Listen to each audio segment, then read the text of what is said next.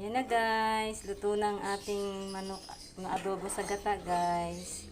Nilagyan ko nga pala siya guys ng konting gulay, sitaw. Siyempre guys, yung siling green. Pampalasa rin yun guys. Masarap guys yung medyo may anghang-anghang siyang konti. Ayan guys, konting minuto na lang guys at magluluto na ang ating binataang manok na may konting atswete nga pala yan guys. Nilagyan ko rin nga pala guys ng konting kulay para medyo maganda naman siya tingnan guys.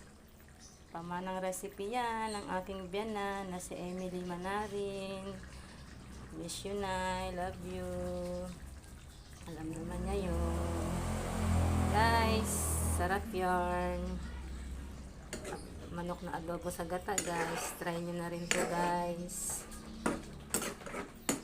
Lagyan ko lang siya ng konting gulay guys para mas lalo siyang healthy.